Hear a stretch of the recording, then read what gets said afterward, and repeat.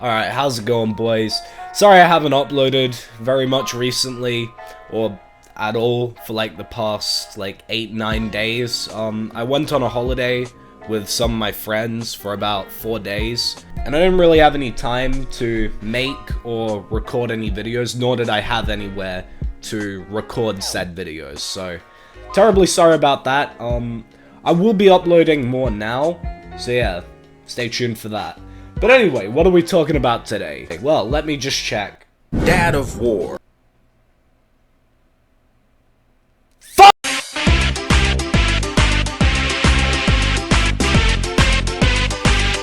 I swear to God, can Quantum please just stop pumping out bad takes for at least 1 month so that I can not talk about him? So you're probably asking yourself now, what did Quantum TV do today? And to be honest, you probably already know, because let's just face it, I'm very late to this topic, because every other YouTuber is faster at making videos than me. You know, I've really got no one else to blame for that other than myself. Well, what Quantum decided to do was make a pretty shit God of War Ragnarok review that even I, someone who hasn't played God of War Ragnarok, and will probably never end up playing it because my time is fucking scarce these days, as I've graduated school, I've got a job outside of YouTube, and also I have other projects to work on that you might find out about in a few years, if I decide to actually go through with them and I don't end up aborting them, just like my parents should have aborted me. Okay, this is getting too dark. But anyway, you didn't come to this video to listen to me talk about my life or anything like that. You came to watch me roast Quantum TV. And so that's exactly what I'm gonna do. Because today, the video we're gonna be looking at is titled Dad of War Ragnarok review. And trust me, the whole Dad of War joke is gonna get old very quickly. So without further ado, let's just play that shit. Dad of War. Today I'm going to be giving you a review on it. Now, a lot of people have kind of already picked what side of the aisle they're going to be standing on. They either like the game or really hate the game for various reasons. I'm just going to be giving my take, since reviews are subjective. Take it for what it is. You don't have to agree with me. You can disagree all you want. How much you want to bet that entire sentence isn't going to age well? You know, considering people are making videos disagreeing with his opinion. And the last few times that's happened, haven't exactly gone well for him. But I think we should talk about this game because I think it's actually pretty good and pretty bad at the same time. We'll talk about why. So if we look at the box art, it's kind of like meh. There's not like a whole lot of crazy graphics going around, and I don't know, maybe a little old school. I like back in the day when they used to do that cool little thing, how they used to kind of put little cutscenes to show you what the game would be like, certain aspects of gameplay that they're highlighting. I wish they would have done that. Most games don't do that nowadays, so I guess we'll let that one go. You know what? I've actually kind of got to agree with them on that one. I wish games did more with the box art of their games. However, why would you bring this up if you're just gonna say, oh, I'll let that one go? Like, if it doesn't even factor into your review, that just doesn't make any sense. It's also important to mention that he says that no games do this anymore, which means that it's kind of pointless to bring this up for Ragnarok specifically. As well, part of the reason they probably stopped doing it is because most people purchase their games digitally, and, you know, if you go on the digital store, there's trailers and everything, and you can get a really good idea of what the game's like. But if we talk about further onto the additional offerings of the bonus characters and what they offer, so I guess maybe you can be happy if you like the color white and gold as, like, I don't know, like if he's a Spartan, so I would expect maybe an exclusive Spartan outfit, maybe the OG skins to be like a pre-order bonus, but to see this kind of like, it's a colored version of an armor piece that is literally already in the game, and it just doesn't really feel very unique or exclusive. It kind of removes any real desire to the pre-order in the first place, so pre-order bonus is definitely a little weak in my opinion there. Oh no! Exclusive pre-order bonus. Okay, Okay, in all seriousness, the pre-order bonuses do look pretty weak, and I'm gonna agree with them on that. Except, if people are watching this review at this point, they probably don't really care about the pre-order bonuses if they haven't bought the game already. You know, considering that they need to pre-order the game. AKA, they need to buy it before it comes out, which already a bit late for that one. Like, I agree with this point, I just think it's kind of pointless in a review that's mostly gonna serve people who haven't bought the game already. But also, don't worry, Quantum, I too am disappointed that they don't have a Kratos Spartan outfit. The install size for Dad of War is basically 84 gigs if you're on PlayStation 5 and well over 100 if you're on PS4. Now, this is again, in line with what we've seen, so we can't really be too critical here. Games are just going to be really large, so you're going to have to invest in storage. Though, I will say it is annoying to see that the game is this big and the graphical improvements aren't really kind of in line with the game of this size. NANI? More on that later. A few points here. Firstly, the install size represents much more than just the graphics of the game. You know, there's resolution, there's the game itself, all the content within it, which, as far as I've heard, God of War Ragnarok is a pretty large game with lots of content. And also, the graphics of God of War 2018 were already really good. Like, just looking at gameplay of that, it would be pretty hard to improve on that. Anyway, this next part of the video, he basically just talks about how the game doesn't have much replayability, which I'm not gonna comment on because I haven't played the game. However, this part after it is fucking ironic. It would have been nice to see, for example, a challenge mode of some sort included in the game as a separate option in the main menu, to where when you click on it, like old school games, there's all kinds of crazy challenges that really put your gear and your skills that you spent getting up to the test. And it just doesn't happen that way. Okay, am I the only one who finds it really ironic that after the whole Elden Ring situation, Quantum TV is out here complaining about how a game doesn't provide enough challenge? You know, when he was literally saying Elden Ring should have an easy mode. But you know what, I actually do want to take a moment to give Quantum TV some credit for this review, because he's done a much better job of conveying his opinions, you know, and criticizing the game and stuff like that, and I think that's good. He hasn't told anyone to game end themselves. You know, like, at the end of the day, go Ragnarok yourself, man. Jokes aside, in all seriousness, I do sincerely want to say, I hope that if he is getting better at making videos, expressing his opinions, and hopefully getting better at taking criticism and stuff like that, that he does continue down that path and, you know, becomes a better content creator and maybe person overall. Basically, what I'm trying to say is, I want to see the Quantum TV redemption arc, okay? Although I am interested to know what difficulty he played the game on, because in the original God of War Ragnarok video, where he just showed it off on his TV, he chose, like, the easiest difficulty. So if he hasn't changed it, that's probably why he found the game easy. Another problem is, even though that game doesn't have some sort of replayability through challenge modes or other unique custom modes that we would love to see, it just does not have that replayability because it doesn't have chapters. I don't know how many games that are story-driven they like to make where it's just a one playthrough and then you restart all over again.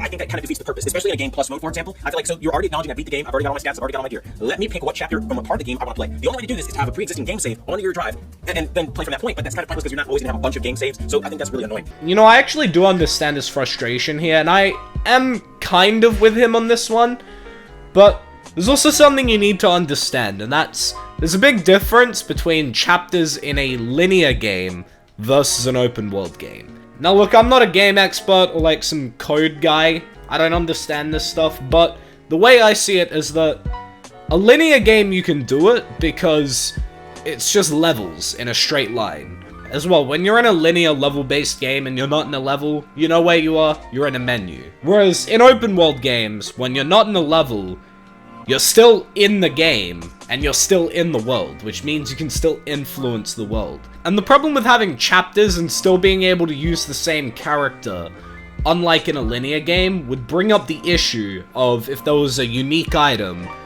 that you obtained with your character ahead of time, and then you just went back and got it again, and then you had two of this unique item. It would bring up that issue, because it would break the game.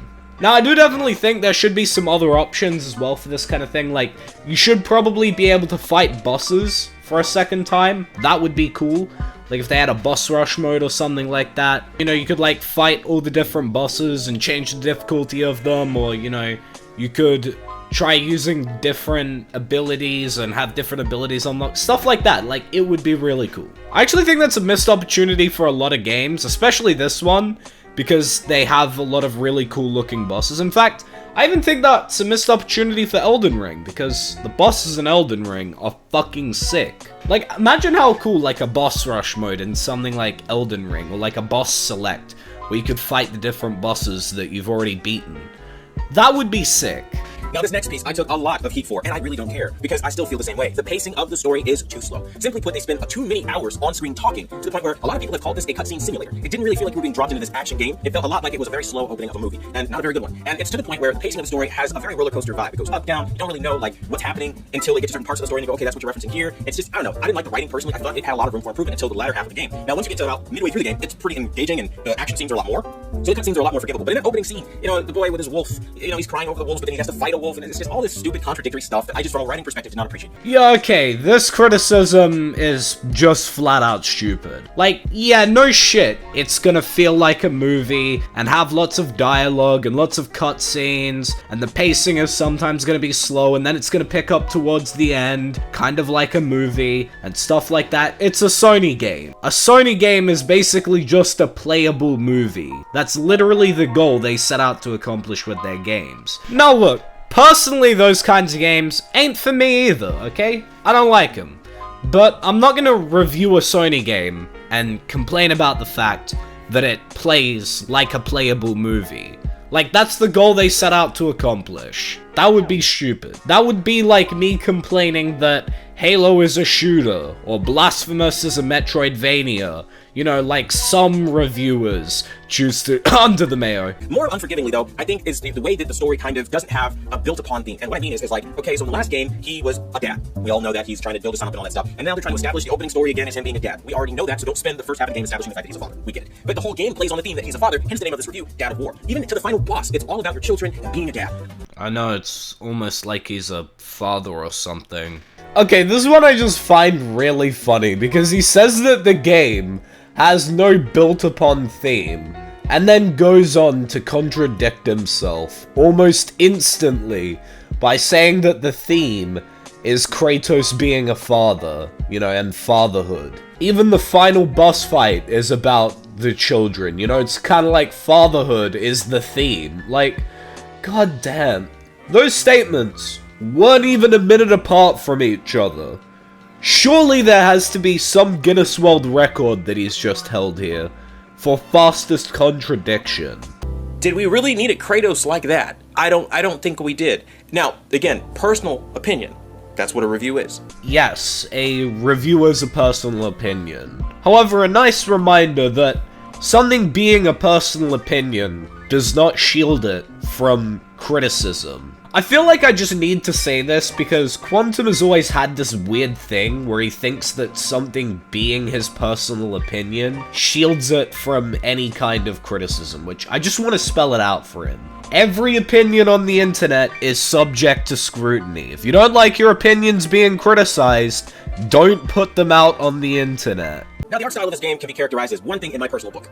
A little lazy. Because if you really look at it, it just loses a lot of the high next-gen aspects that we were expecting. And to the point where you're in performance mode. There is no good reason why you can't be in performance mode at, say, 1440, 60 FPS with maxed out textures and resolution. It doesn't happen here. Okay, I understand the criticism he's putting forth here. However, I feel like that's more of a criticism of the PS5 hardware and your expectations of it than God of War Ragnarok itself. Mainly because, number one, the PS5 has the same issue with pretty much every single new game. It's not exclusive to God of War Ragnarok. And secondly, pretty much every system has this issue with every game, where you won't be able to have maxed out textures and resolutions and 60 FPS on new games with really good graphics, unless you've maybe paid for a really good gaming PC, which the PS5 costs less than 1K. Of course it's not going to be able to do that. Now, I, again, similarly receive flack from players that love the game and apologize for all of its flaws away, but I'm not one of those people. For me, I really would have liked them to implement some form of a high-resolution mode that has really tack-sharp visuals. Now, of course, you can always go into performance mode, but that runs at 30 FPS, and that is a joke on next-gen consoles, so there's no point in using it if you're like me, and you bought a PS5 for high frame rates.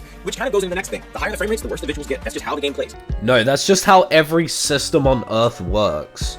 Unless maybe I've paid like $2,000 for a really good gaming PC. But the PS5 is not that, mainly because it costs less than 1K. Like, imagine if this was me complaining about how my $800 computer couldn't run games at, you know, 4K 60. Everyone would be clowning me, and rightfully so. And I think for me, when you combine that in with the dated mechanics, it gets to be really lazy because it runs exactly like the last game from the way you move, you swing your axe, it's a copy and paste. Bro, literally the two examples you used of moving and swinging your axe. Of course they're gonna copy and paste that stuff. Why? Because it's a fucking sequel, my guy. Of course, they want it to play like the last game. Now, anyway, he doesn't really say anything else that's worth me commenting on in this video, because he talks about the combat in the old God of War games and how he liked that, which I haven't played the old God of War games, or this one, so I can't really compare them myself. But that's just his personal preference there. I'm not really going to criticize him for that. He also talks about the Angrboda stuff, which, you know, he's got surprisingly a very base take on that. And also, he goes on to say that he liked the game, and that he would give it Game of the Year, although, then again, it is kind of a backhanded compliment, because he says that nothing else this year was good, which all my Elden Ring homies out there know that that ain't true. But yeah, that's really it for today's video. Thanks for watching, everybody. If you did enjoy, leave a like. If you're new to the channel, subscribe, turn on post notifications so you never miss an upload. All my other links are in the description, like my Twitter, Discord, second channel, stuff like that. If you have the means to do so and you'd like to help support the channel, click the join button down below. Please don't send any hate over to Quantum TV, it's really unneeded. But that's all for today. So until the next one, piss off.